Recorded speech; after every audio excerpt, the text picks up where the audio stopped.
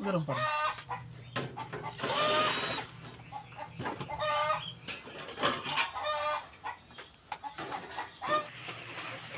May gagawin akong ampli eh. Sa totoo lang, tinatamad akong gawain ito eh. Kasi ang ginawa ng unang technician, pinutol niyang wire dito. Pinutol din dito. Tapos may nirekta dito. May tinanggal dito. Yung mga resistor dito tinanggal din oh.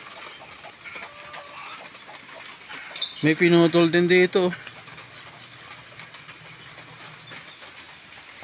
Ito pinutol din. Hindi ko alam kung bakit tinanggal niya lahat to eh. Oh. Pinutol din to.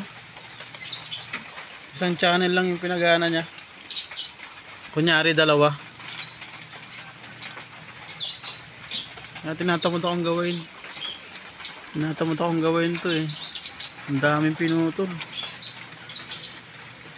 Tapos ibabalik ko sa dati. Ito, ang dami may tinanggal na IC. May tinanggal na mga resistor dito. Pinagpuputol.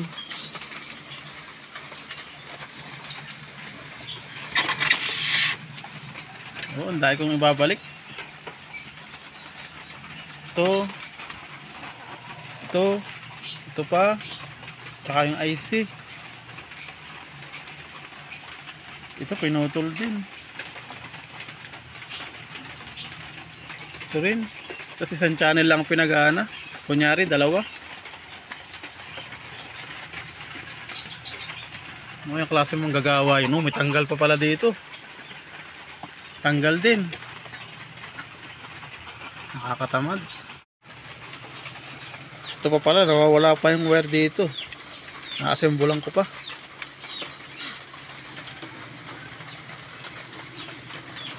Nakakagigil talaga.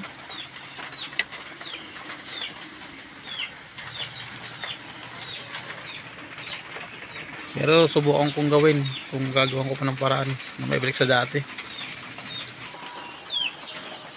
Ito pa pala po oh. May kinating dito. Tapos may ginamperan na, may ginamperan. May sariling mundo yata yung ginawa nito eh.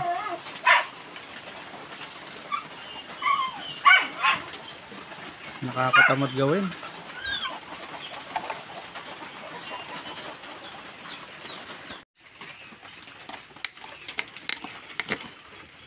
Hinahanap ko yung wire para dito eh. Nawawala.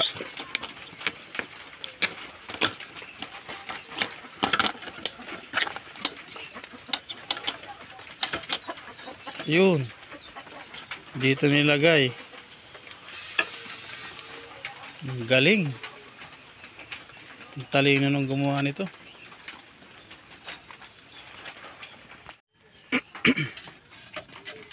Ito pa oh. May binago rin sa ilalim. Ang tone control. Nandito, binibinago rin dito. Inayos ko na lang yung hinang. Ang daming ayusin dito.